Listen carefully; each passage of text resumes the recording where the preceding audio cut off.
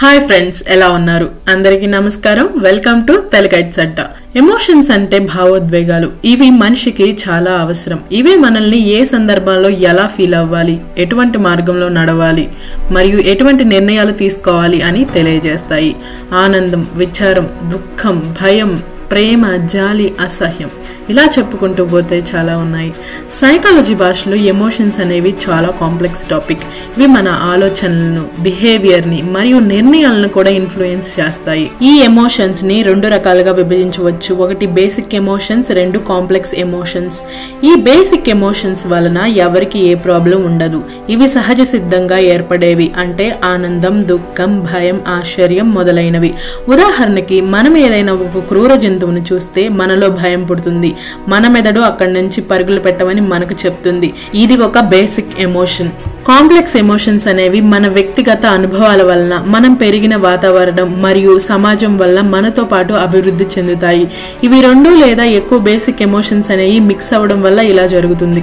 ఒక ఉదాహరణ చూస్తే, ఏ వ్యక్తి అయినా ఒక సక్సెస్ సాధించినప్పుడు ఎవరైనా అసూయ పడుతున్నట్లయితే ఆ అసూయ అనేది కోపం మరియు భయం మరియు దుఃఖం కారణంగా ఆ అసూయ ఏర్పడుతుంది. ఈ విధంగా బేసిక్ ఎమోషన్స్ అనేవి మాడిఫై అయ్యి కాంప్లెక్స్ ఎమోషన్స్ గా రూపాంతరం చెందుతాయి. అవే కాంప్లెక్స్ ప్రాబ్లమ్స్ ని క్రియేట్ చేస్తాయి. ఈ కాంప్లెక్స్ ఎమోషన్స్ అనేవి ప్రాబ్లమ్ ని ఒకే దృష్టికోణంలో చూస్తూ మన మూడ్ ని పాడు చేసి ఇన్సెక్యూరిటీని, ఫియర్ ని, స్ట్రెస్ ని పెంచుతాయి.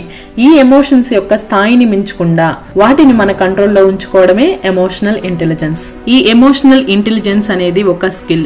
దీనిని ప్రాక్టీస్ చేయడం ద్వారా మన ఎమోషన్స్ ని కంట్రోల్ చేయొచ్చు. అయితే ఈ ఎమోషన్స్ ని మేనేజ్ చేయాలి అంటే వాటిని ముందుగా మనం గుర్తించాలి. ఏదైనా ఒక సిచ్యువేషన్ లో మన ఫీలింగ్ హర్ట్ అయితే అలా ఎందుకు జరిగిందో తెలుసుకోవాలి. ఉదాహరణకి, మన బాస్ పని అవ్వలేదని మనల్ని తిడితే, మన బాస్ని మనం తిట్టుకున్నా సరే అలా ఎందుకు జరిగింది అని ఆలోచించుకోవాలి. మన వల్ల ఏదైనా మిస్టేక్ ఉందా అని చూడాలి. ఆ మిస్టేక్ని నెక్స్ట్ మీటింగ్లో సరి చూసుకోవాలి. అంతే తప్ప ఆ పని వదిలేయడం లేదు అంటే మనల్ని మనం తక్కువ చేసుకోవడం వల్ల ఎటువంటి ఉపయోగం ఉండదు. తరువాత balancing between feeling brain and thinking brain. Feeling brain అనేది మనం ఏ డెసిషన్స్ అయినా సరే ఫాస్ట్గా తీసేసుకుంటుంది. అదే థింకింగ్ బ్రెయిన్ అయితే ఆలోచించి డెసిషన్స్ తీసుకుంటుంది. ఎమోషనల్ ఇంటెలిజెన్స్ పనిచేయాలి అంటే ఈ రెండింటి మధ్య మంచి అండర్స్టాండింగ్ అనేది ఉండాలి. ఉదాహరణకి, మనం ఏదైనా డైట్ ట్రై చేస్తున్నప్పుడు మనం తినకూడని పదార్థాలు కనిపించినప్పుడు ఫీలింగ్ బ్రెయిన్ ఏమో ఏం కాదులో ఇదొక్కసారికి తిందామంటుంది. కానీ అలాంటప్పుడే మన థింకింగ్ బ్రెయిన్ అనేది పనిచేసి ఇలా తినడం వల్ల మన డైట్ అనేది బ్రేక్ అవుతుంది. దానివల్ల మనం ఇప్పటిదాకా చేసిన ప్రయత్నం అంతా వృధా అవుతుందని మన థింకింగ్ బ్రెయిన్ అనేది మన ఫీలింగ్ బ్రెయిన్ తోటి అండర్స్టాండింగ్ లో ఉండాలి. ఎప్పుడైతే మన ఎమోషన్స్ అనేవి మన కంట్రోల్ అనేది దాటుతున్నప్పుడు మన ఇంటెలిజెన్స్ అనేది పనిచేయాలి. మన ఎమోషనల్ ఇంటెలిజెన్స్ లో ఇంకొక ఇంపార్టెంట్ పాయింట్ చూస్తే ఎంపతి, అంటే సానుభూతి. ఎంపతి అనేది మన రిలేషన్స్ ని బలపరచడానికి ముఖ్య పాత్ర పోషిస్తుంది.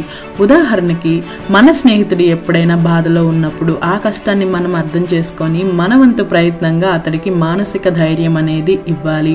అంతేగాక ఒకరితో ఎప్పుడైనా విభేదాలు వచ్చినా వెంటనే పడకుండా సమస్యని సామరస్యంగా మాట్లాడుకోవడం వల్ల ఆ గొడవ అనేది తగ్గుతుంది.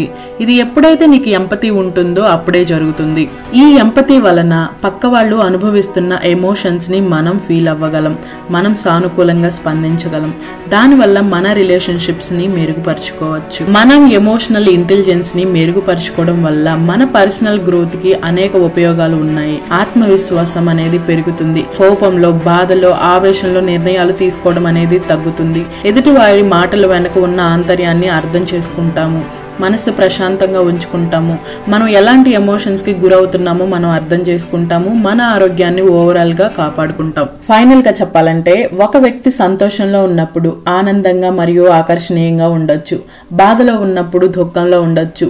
ఇవన్నీ మనలో ఉండే మన ఎమోషన్స్. కాబట్టి వాటిని ఎప్పటికప్పుడు పరిశీలించుకుంటూ మనల్ని మనం మార్చుకుంటూ ముందుకు వెళ్ళడమే. ఇది ఫ్రెండ్స్ ఇవాల్టి వీడియో. మన ఎమోషన్స్ అనేవి ఎలా ఉంటాయి, వాటిని మన ఎమోషనల్ ఇంటెలిజెన్స్ ఉపయోగించుకొని ఇంటెలిజెంట్ గా ఎలా కంట్రోల్ చేసుకోవాలి అనేది తెలుసుకున్నాం కదా.